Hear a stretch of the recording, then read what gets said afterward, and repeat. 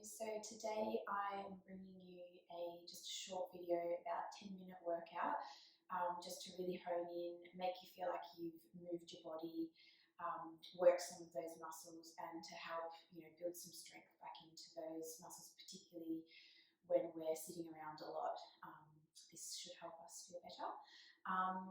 Obviously, important notes is make sure you've been cleared by your doctor postnatally. This should be fine after anywhere from 3 months onwards.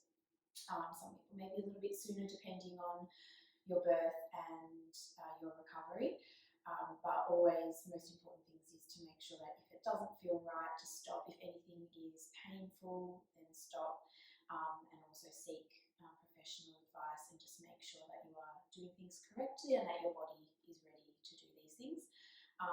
As I said, it's aimed to be safe postnatally, but this is obviously safe for anybody. So any partners, any kids, anyone at home that wants to join in can also do so. Let's get started. So what I'm going to do today, I've got 10 exercises. We're going to do each exercise for 1 minute. You don't need any equipment. However, with most of these, you can opt to put a band around your knees if you want to work that little bit harder. Having said that, you don't need to, and you will work just as hard, and you'll hit all those right areas by not using anything. So come down onto your back safely. We're going to start with some bridges. So having feet hip distance apart, knees in line with hips and ankles. If you reach down, you should sort of just be able to graze your heels there. And we're doing a glute bridge, so we're just coming straight up and straight down. So we're going to do a minute there. So making sure that your neck is nice and long, you're pressing through those heels, your big toes are planted, and you're squeezing those glutes up so that you're getting your hips, knees, and ribs in line, but you're not overarching that back like this, and you're not sort of sagging that back down. So you really want to work those glutes. You want to get the hips nice and high, but making sure that ribs are not higher than hips when you do that. So keeping on going here, squeezing, making sure you're breathing out as you press up, breathing in as you come down. Nice lift through that pelvic floor, keeping the shoulders nice and relaxed as well. So we've got 10 more seconds here for these bridges. And then at the end of those 10 seconds, we've got 4, 3, 2, and 1. We're going to stay up, keeping those hips nice and high. You're just going to drop your right knee out and then your left knee out. So we're keeping that pelvis nice and balanced. It doesn't need to be a huge movement here. Imagine that you've got a tray of drinks on your hips, and you're balancing a glass of water on the knee that's not moving. So you can see here, my knees are moving out. I'm just really getting into those side glutes there. Remembering that it's not about the distance, so there's no point bringing your knee all the way out if your hips are dropping like this. The strength and the conditioning is going to come from doing the exercise correctly. So yeah, just squeezing through those glutes and just a gentle drop of those knees out to the side. Now we're going to roll down. We're going to come into an abdo prep, so we're just going to help switch on those muscles in the belly here. So keeping your arms nice and long down towards your heels, taking a breath in. As you breathe out, you're just reaching for your heels and then lowering that head all the way back down. If that feels too much, you can just do the reach and you'll feel the activation through the tummy. Hold for a breath in and then breathe out to release down. Also, another option is to support behind your head, so interlacing your fingers and just gently lifting up through there, using the tummy, so not pulling with the hands. And what you want to watch for with this one is that you're not arching that lower back too much, and you're also not flattening it and really scooping and lifting that bottom off the ground. You want to imagine that your tailbone or your coccyx bone is press-studded into the mat.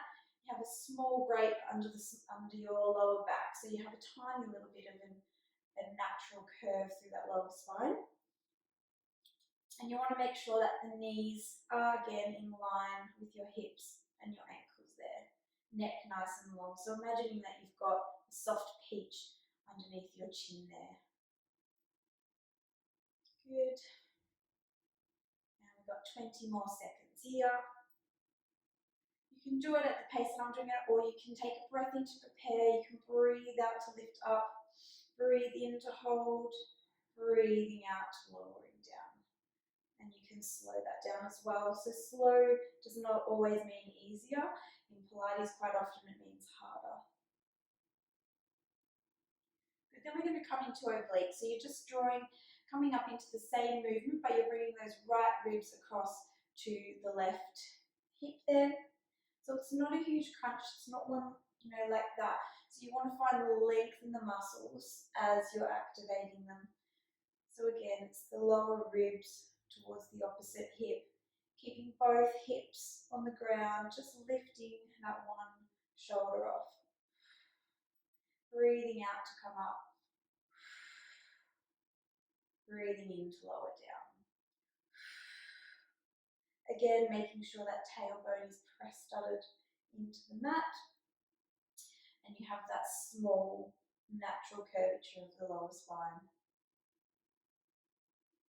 And then 30 seconds on the other side.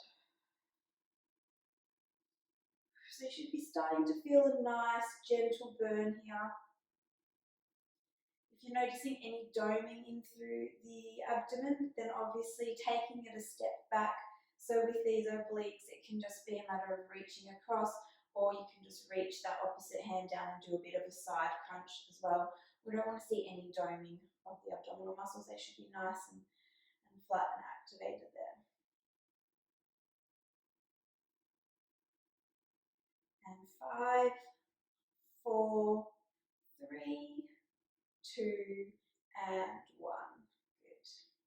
So now we're coming into a clam. So you want to lie on your side. You can reach your arm up, or you can have it bent so that you have a little bit of a pillow, or you can even put a small little cushion between your arm and your head.